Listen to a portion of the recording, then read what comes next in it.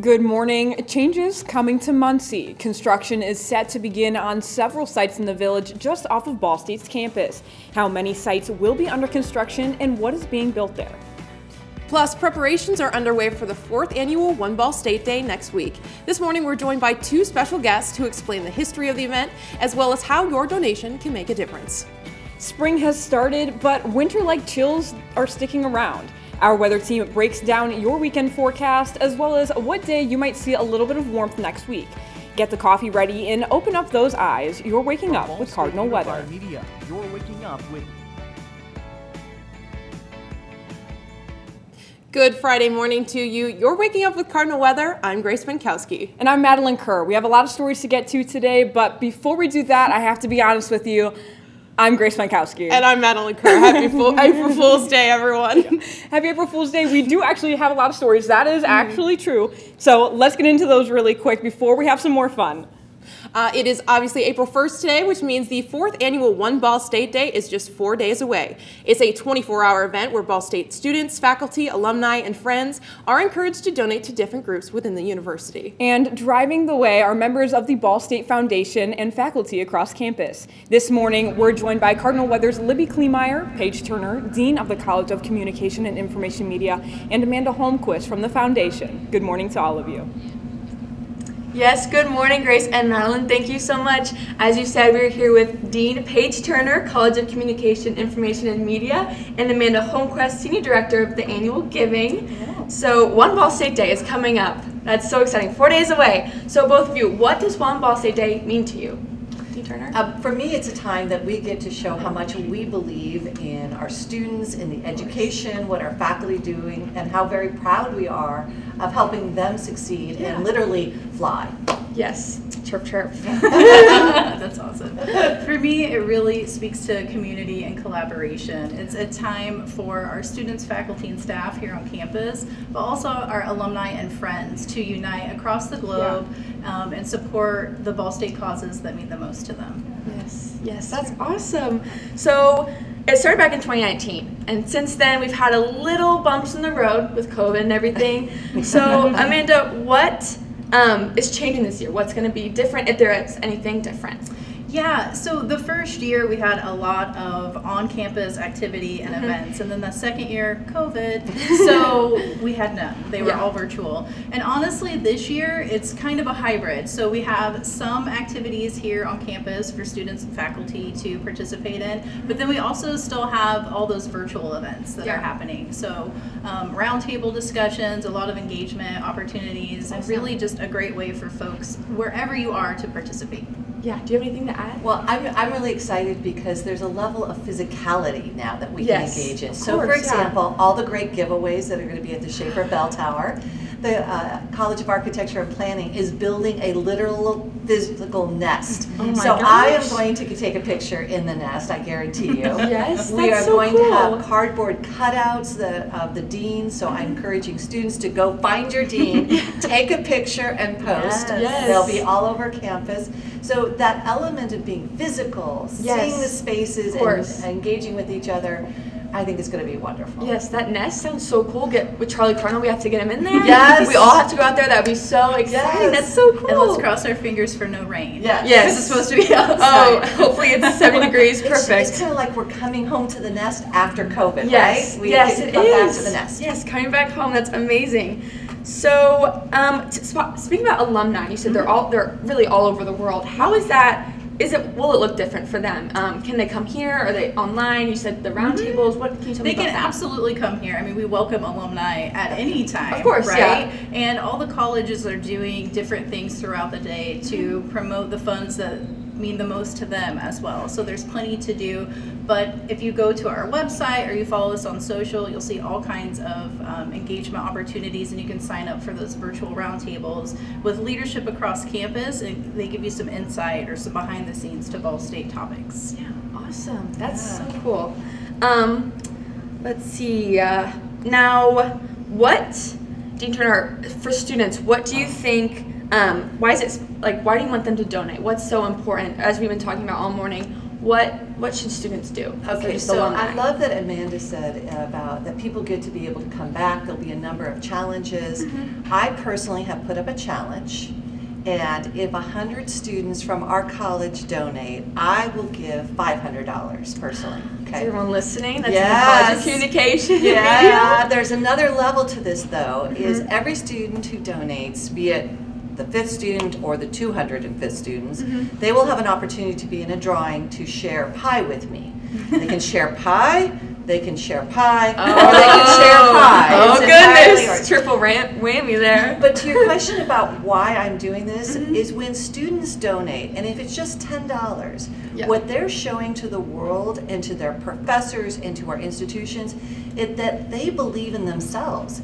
They believe in the education that they're getting. And as a dean, when I go out and talk about the benefits of our university, why others should support the university and my college, if I can show them how much students believe in themselves, I'm able to help generate more funds, more support to be able to provide them with cameras and studios. Yes, that's awesome. All of the facilities and experiences that you deserve. Yes, awesome. Thank you. And I want to go back to kind of COVID. I hate that we have to go back to that. That's okay. But the amounts that we have raised from 2019 to 2021 as a college in total, it's over like what 300,000 difference. And I think that's just crazy and incredible that we were able to do that during that hard time. Can you tell me a little about how you were able to do that? So I'm going to tell a story about 2019, walking out when you came out. Absolutely, absolutely. So our first year, our goal was to have 1918, so 1,918 gifts. It was our centennial year that we were celebrating at the university,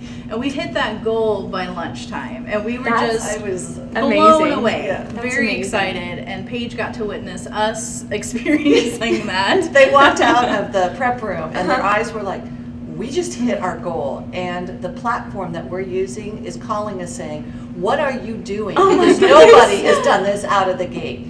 And I think it really speaks to just the belief and the commitment and the desire to support each other. The value of beneficence that permeates throughout our campus and our alumni and our industry partners. So it just hasn't stopped. I mean, we have just been through their charts. Absolutely. That's amazing. Absolutely. Well, thank you guys so much for joining me this morning. Again, One Ball State Day is only a few days away. Make sure you donate so we can get the pie and the $500 that Dean Turner can donate. So thank you guys so much for joining me, and back over to you guys at the desk. Thank you all for joining us, and here at Cardinal Weather, we're totally ready. We have our little cutouts of Charlie. Cardinal right here, ready for One Ball State Day. And turning on the weather, it's April Fool's Day. The biggest joke of today was the weather. So hopefully it's looking up later this week. But we'll have to turn to Ryan for more. Ryan? Good morning, Madeline and Grace. Yes, it's not your ideal, typical spring day. You expect it to be warm and sunny. We're not getting any of that right now. If anything, we're seeing quite a bit of snow. And yes, we do have some snow on those grassy surfaces this morning. But don't worry, don't despair, because we got some sunshine a little bit later on today. As you see this radar right now, like I just mentioned, the snow is in our area right now. It's not going to accumulate too much, but like I said, we do have some snow on the grassy surfaces this morning. The temperatures, this is another issue that we're dealing with, 30s. After we've seen 70s a couple of days ago, we're at 34 degrees in Muncie, 33 degrees in Fort Wayne, and Shelbyville's at 36 degrees after this hours. Compared to yesterday, it's pretty dang gone chilly.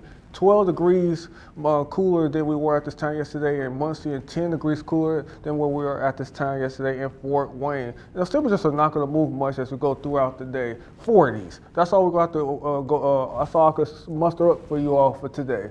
We're going to have more of that on our full forecast coming up. Back to you guys.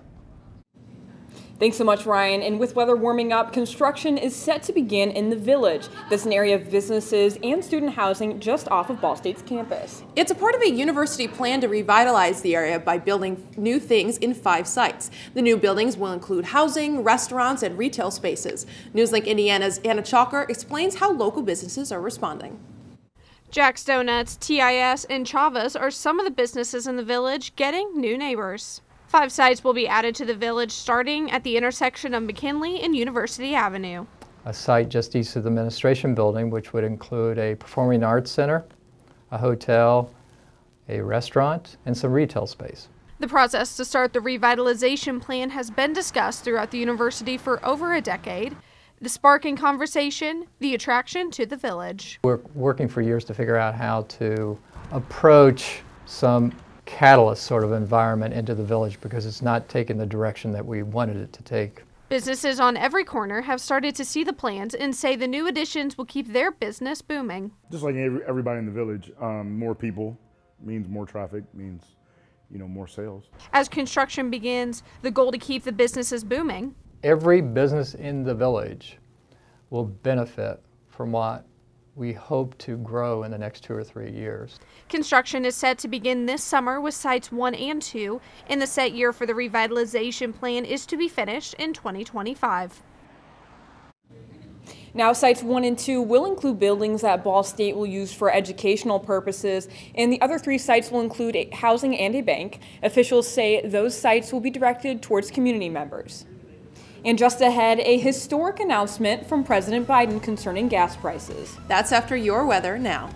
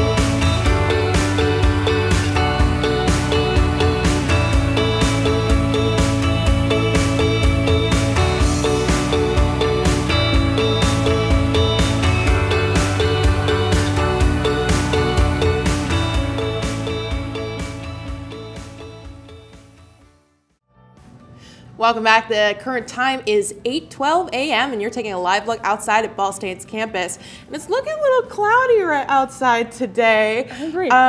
Grace, I have a little bit of a joke for you. Hit me with it. What does a cloud wear under its jacket? I don't have that one. His thunderwear. Oh goodness, that's a good one for today. Getting into some more headlines this morning, a historic announcement from President Joe Biden yesterday as he looks to help Americans struggling with soaring gas prices. He says the U.S. will release a record amount of crude oil from the Strategic Petroleum Reserves. That's a stockpile of 600 million barrels stored in underground salt caverns in Louisiana and Texas. The release is in an effort to reduce gas prices and put pressure on oil companies to increase supply. Following Russia's invasion of Ukraine, the U.S. price of regular gasoline spiked, hitting a record high average of $4.33 a gallon earlier this month. While tapping deeper into the reserve is expected to have a limited effect on prices, the president is hoping to send a political message amid a difficult midterm election year. It's time to deliver true long-term energy independence in America once and for all. And I'm going to continue to use every tool at my disposal to protect you from Putin's price hike.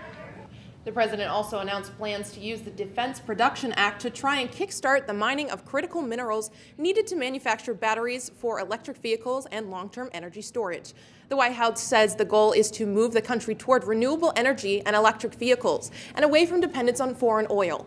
Several other countries are set to meet to talk about tapping their own oil reserves. After relentless attacks from Russian forces on Ukrainian cities, the U.S. State Department is resending a warning to Americans in Ukraine and Russia. The State Department's warning asks Americans to get out of those countries immediately. The spokesperson for the department saying Americans are potentially being singled out by the forces based on their nationality. And COVID-19 has taken a toll on all of us, but especially on high schoolers. Now, there are some upsetting findings from a new CDC study. More than a third of U.S. high school students said they struggled with their mental health during most of the pandemic. More than 2 out of 5 felt sadness or hopelessness that just wouldn't go away. About 1 in 5 seriously considered suicide. Health experts say the pandemic has caused problems for teens that could affect them both now and later in life. A new lawsuit is asking a federal court to permanently end the federal transportation mask mandate. Florida is leading the charge, but other states as well as groups of pilots and flight attendants are also behind the suit. The states claim the policy is an abuse of federal emergency powers. The mask mandate is currently slated to end April 18th, though it could be extended again. The TSA says it's becoming more inclusive by setting up new standards for transgender, gender nonconforming, and non-binary air travelers. The announcement came yesterday on the International Transgender Day of Visibility. Among the changes, the screening process will be gender neutral. Gender identification will no longer be considered relevant for verification at checkpoints, but the traveler's name has to be the same on IDs and tickets. And while working on enhancements to advanced imaging technology, screenings will be less invasive for these passengers. The State Department and White House also announcing that starting April 11th, U.S. citizens can select X as their gender on passport applications.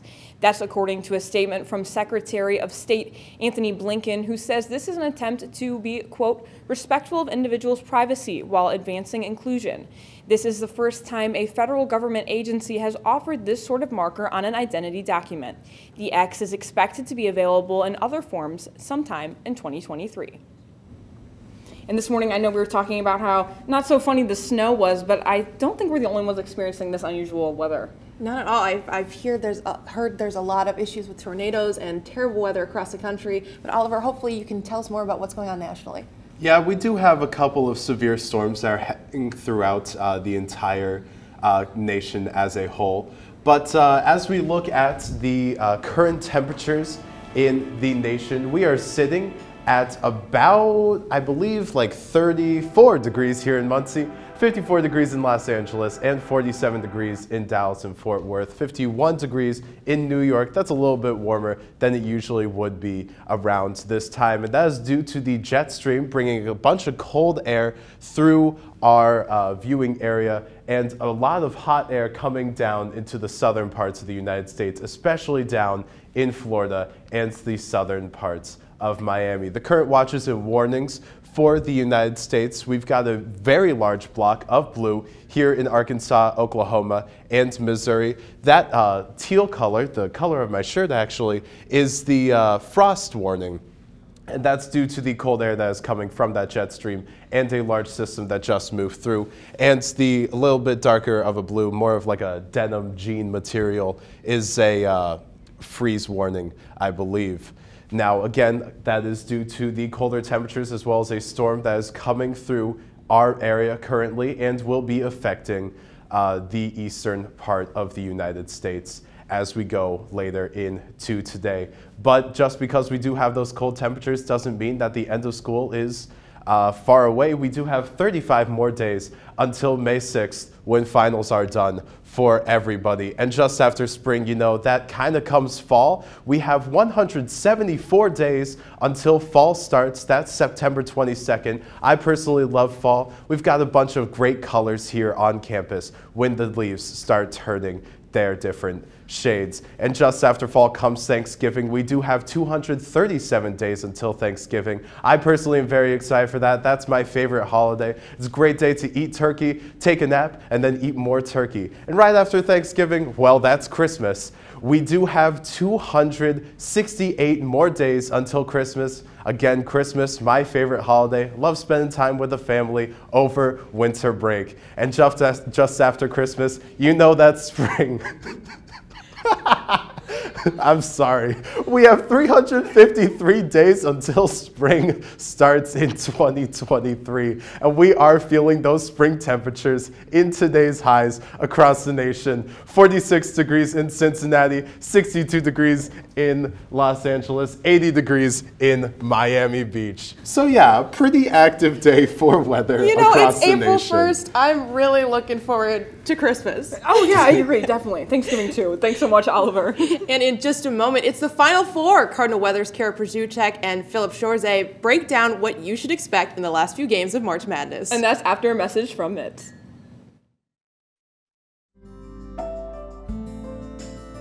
Riding the bus is an easy thing to do. Last year, we carried 60,000 riders from the Ball State area. 50,000 of those were students.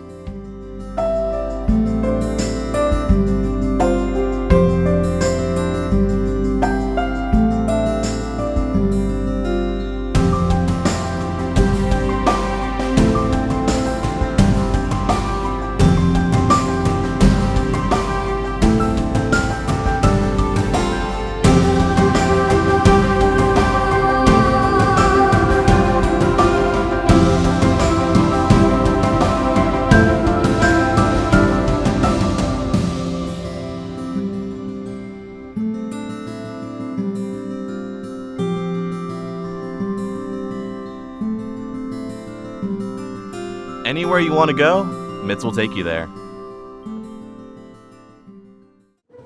Welcome back to Cardinal Weather. I'm Kara Przuchek. And I'm Philip Chorzay. Today we're here to break down March Madness with the 2022 NCAA Final Four happening this weekend. And it's going to be a full slate of games. Yes, Saturday is going to be a big day for both games are going to happen. First, let's look at Villanova versus Kansas. Villanova just beat Houston, and they actually had an injury during that game for guard Justin Moore. He tore his Achilles, so that's going to be kind of hard on them going into this game. But they do still have Colin Gillespie, and they're going to really have to rely on him. And they're going to want to get to the free throw line because that's where they do their best shots, and they have an 82% shot rate.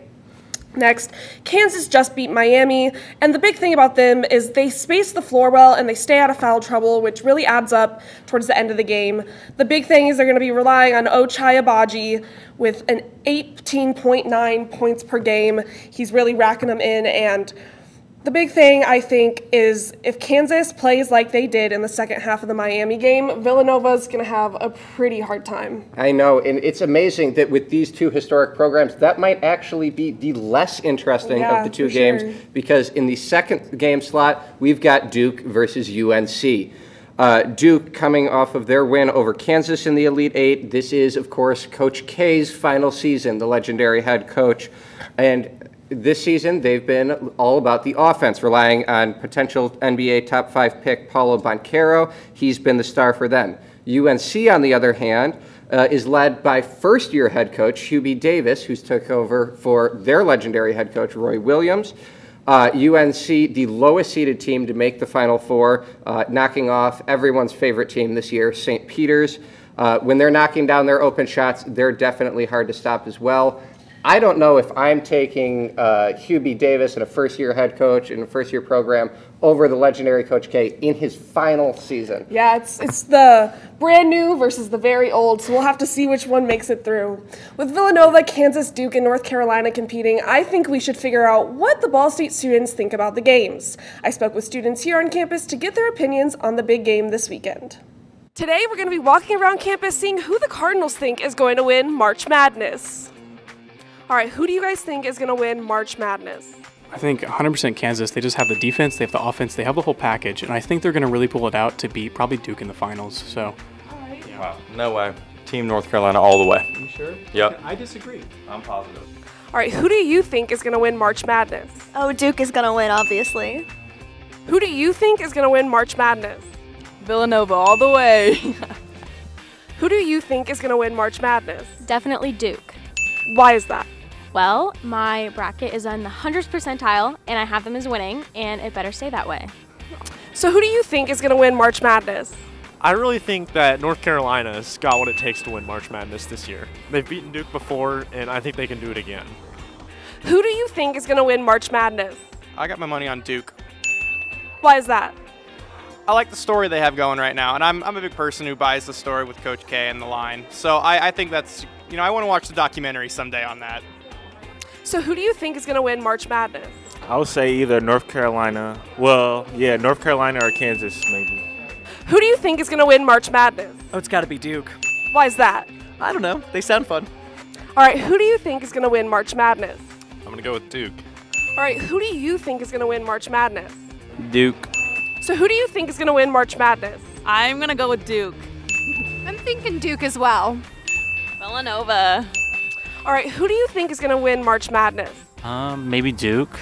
All right, thank you. Well, it looks like the Cardinals are all over the place on who they think is going to win March Madness. We've got North Carolina, Duke, Villanova, and Kansas. But we won't find out until Monday night when the teams hit the court and the championship is won. Back to you at the desk. Thanks so much, Kara. Now for today's weather, we're going to be tossing it over to Ryan to see what the rest of the week's looking like. Yeah, it's going to look pretty chilly. You see outside already this morning, we got some snow on these grassy surfaces, and That's not your ideal spring type of day that you're looking for. Now, we're also going to be tracking those cooler temperatures as well. More on that in a full forecast. But look what we're tracking today. Again, 40s for highs. After we was in the 70s a couple days ago, seasonal temperatures, at least the temperatures will rebound a little bit as we go through the week next week. And of course, we have to also deal with that rain. It also comes with the package as well along with that. Look at those temperatures from Wednesday. 78 degrees was our high temperature on Wednesday. Look at the forecast high for today, only 47, major difference. We're talking about a 31-degree difference in temperature compared to where we were a couple days ago. And because of that, we have a much well below average temperatures for pretty much most of the eastern parts of the country and the Midwest. If you want to go out there to the west, that's where it's going to be warm at. But other than that, it's going to be pretty chilly in the eastern part of the country. That's not the only issue we had. Winds was also the major issue we also had with this as well. Richmond had 60-mile-an-hour winds with those winds or those wind gusts last night. Couple nights ago, and Fort Wayne 59 miles an hour, and Muncie was 52 mile an hour wind, so it was pretty windy out there. It's not as bad right now as we were back yesterday morning, but wind gusts are pretty much around 10 to 15 miles an hour in most of the Indiana viewing area, 15 miles an hour here in Indianapolis at this hour. So that's going to be something we don't have to worry about as much as we did yesterday or the last couple of days. For today, we're going to see snow earlier, but then we're going to be turning sunny with a high of only 47 degrees, as I just stated. Winds at the west-northwest at 10 to 15 miles an hour. The radar is also showing us some snow on this radar. It's showing us some snow as well.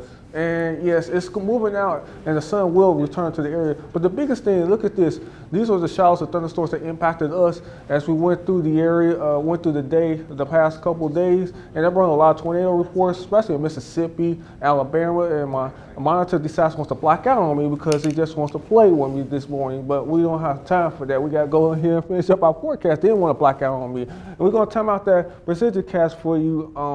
We're going to see that those rain chances are going to come back into the area later on Saturday. And it's going to stick around with a heavy pockets of showers that's going to be in our area as well for Saturday. And then we're going to clear out for Sunday, making us for a very nice day. But don't enjoy that because we do have more rain chances on the way, as you see here for most of today and tomorrow. And then, of course, again, Monday and Tuesday, that's going to begin a streak of showers that's going to be in our area. And you're going to see that here on my 7-day forecast, and along with the cooler temperatures. 47 degrees today, and we warm up to the 50s on Saturday and Sunday, with the only day that we're going to have sun. And then look at this, rain chances every single day next week. And we do have to worry about that. But no snow. That's the good news. We don't have to worry about no snow. It's just going to be rain, and it's a forecast. Temperatures will moderate back up to the 60s, as you see there. No 70s in the future. All right, perfect. Well, thank you so much, Ryan.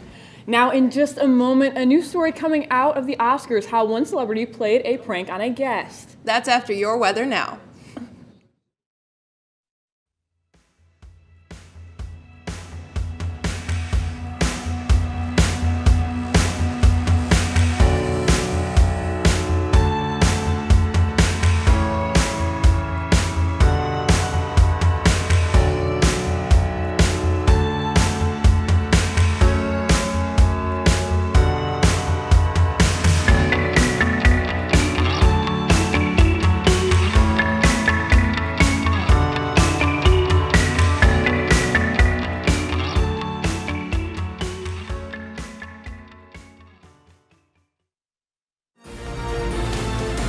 From the heart of Ball State to the heart of your community, NewsLink Indiana brings you local and state news you care about.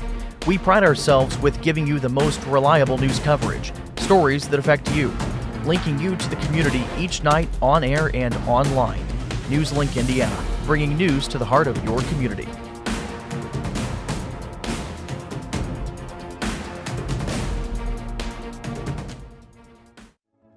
Welcome back. The time is now 8:29, and you're taking a live look outside at campus. Madeline, I have one question for you. What did the ocean say to the beach? I think I know this one. It didn't say anything, it just waved. How does she know all of these? Well, so bad it's good. Now, this may be the time of year with the chilly temperatures where you're wishing that you were taking a trip to the beach, but being out in the ocean doesn't always mean warm or calm weather. Ocean currents can impact the weather in several different ways. Weather forecaster Jack Van Meter is here this morning to break down the science of cold ocean currents impacting climate. Good morning. Today on Breaking Down the Science, we're going to be talking about ocean currents. Let me start off with a question real quick. What takes longer to warm up? Is it going to be water or land? Well, the answer is going to be water. Water takes a lot more time to warm up. Let me prove it to you real quick. So right in the middle, let's call this the Dakotas real quick, which are situated right at the middle of the North American landmass. There's no major body of water around it to affect its climate a lot. A lot of times in the transitional seasons like spring and fall, there can be temperature variations of almost 50 degrees every single day. That's just because there's, the land can warm up really quick, cool down really quick as well. Where that's not going to be happening is the West Coast over here, and that's going to be due to the California current, which starts up near the Bering Sea and moves all this cold water down towards the West Coast. Now with that cold water, it's also going to be bringing a ton of nutrients off the bottom of the ocean, and that's going to be called upwelling. And that upwelling actually is going to provide a great habitat for local wildlife and ecosystems as well. That's why there's such a diverse wildlife on the West Coast as well. Now as this water does make its way down to around Southern California, it's going to be around 62 degrees. So not frigid, but at the same time not very warm. That's why you see a lot of surfers with wetsuits on in California, because of how cold that water actually is. Now kind of on the flip side, we have the Gulf Stream on the Gulf of Mexico in the eastern part of the country, and it's going to be way warmer than over here with the California current. And that's going to be because it's a little more south than the California current is, and with all that warm water, a lot of it's going to evaporate, and so they have a lot of severe weather in the Gulf as well. And the Gulf will actually come down and shoot up and actually end up towards Europe and England. So that's why they get a lot of precipitation and rain, is because of all the warm and mild water that's moving from the coast and moving up there. So that's a little bit of how ocean currents play into effect of climate and weather. I'll send it back over to the desk now. Thank you so much, Jack. Well, it's April Fool's Day, and it seems actor Chris Pine played a trick of his own last Sunday at the Oscars. Listen to this. On Wednesday, Pine shared with Jimmy Kimmel Live that he pretended to be an Avenger for the night. At an interaction he had at an after party, Pine said a partygoer mistook him for actor Joey Lawrence. Pine told the attendee he wasn't Lawrence, but instead of revealing his true identity, he played a prank on the partygoer, saying he was Captain America star Chris Evans. And Grace, honestly, I think we did the joke better. I think so too. He did it first, but we did it better. There we go. That's the key. Absolutely. And now we'll go ahead and take one final look at weather with Ryan. Yes. The joke is we're going to be in the 90s as we go throughout the rest of the week. No, we're not actually going to be in the 90s. We're going to see those temperatures actually fall right back to the 40s tomorrow, today. And we're going to moderate as we go through next week. Only one day of sunshine as we go through the next day. That's Sunday. Other than that, you see right there on that screen, rain chances every single day next week. Temperatures will be pretty mild as well, especially on Monday, Tuesday, and Wednesday. And we'll fall back a little bit on Thursday as we see 50s for highs. Ryan, I wish you weren't joking about those 90-degree temperatures, but you know what? One day, right? Well, that's all for Cardinal Weather for this morning. Thank you so much for joining us. And we'll see you next Friday. Have a great rest of your day and a fantastic weekend.